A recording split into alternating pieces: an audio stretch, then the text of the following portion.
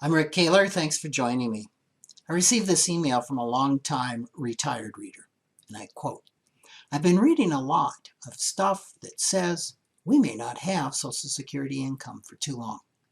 This concerns me, of course, if my partner loses his Social Security as well as his federal retirement, and I lose my Social Security, there goes half of our income. I've been hearing this all over the place, on ads for various political races, and from my friends on Facebook. After hearing this over and over, one starts to wonder if there's any merit to it. End quote. Well, she was certainly scared and concerned, which is understandable, given everything that she's heard. Assuming she must be reading this from some fake news, ragtag Facebook post by the Chinese or the Russians, I asked for her source. She responded with a link to an August 26, 2020 article in Forbes by Eric Sherman called Yes, Trump's Proposed Permanent Tax Cut Would Gut Social Security by 2023. Now, Forbes is not typically a journalistic source running unsubstantiated extremist propaganda. It took me less than a minute to put the pieces together.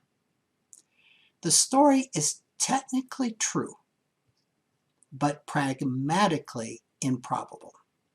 It's a great example of why it is often so hard to figure out what the truth is, especially in this particular time in the United States.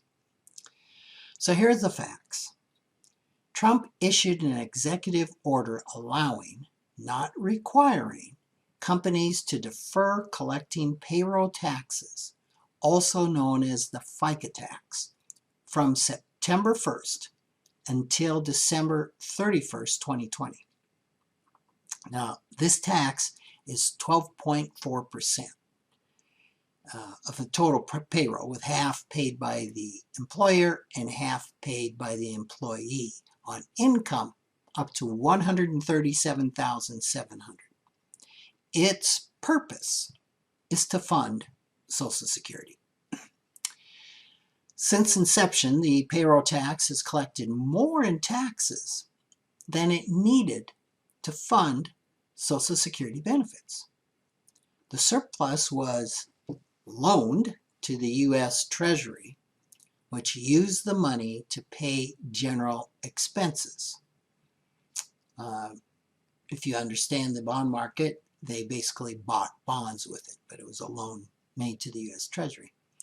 And the idea was if the amount needed to pay benefits ever exceeded the income, the FICA payroll tax coming in, that the fund would start calling in the loans, which is referred to as the surplus or the bonds, that it was owed by the Treasury. The income is currently about equal to the outgo needed to pay benefits.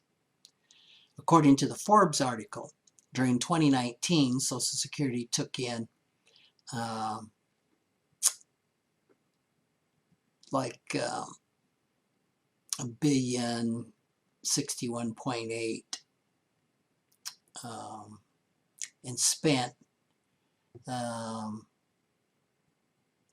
like $1,059,000,059, which the way that it's written, it's I think close to 100 billion or a trillion. Anyway, the positive, it was a trillion. The positive balance was very, very slight, like a total of 2.5 billion.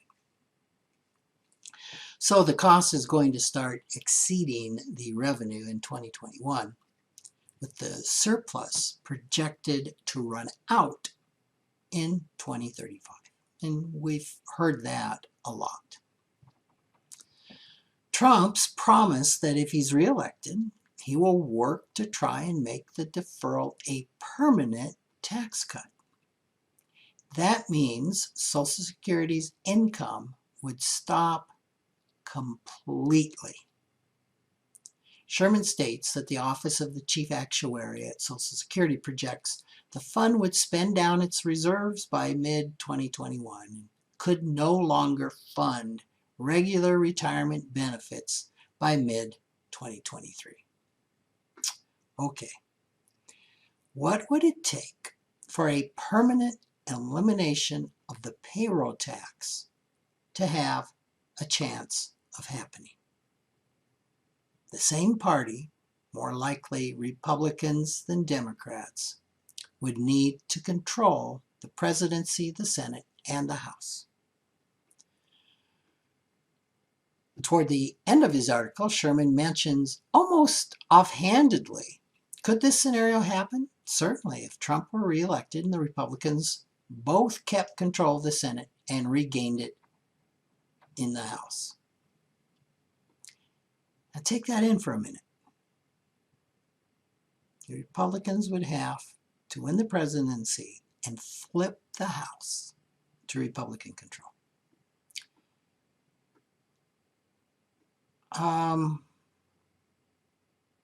think that would be highly unlikely. Kind of like a perfect storm or a miracle, depending on your political views. And I would suggest it has about the same chance of happening as you're winning the Mega Millions jackpot, which that chance is 1 in 302, 575, 350 million. An end to Social Security funding anytime soon is not a scenario to lose sleep over. Thanks for listening.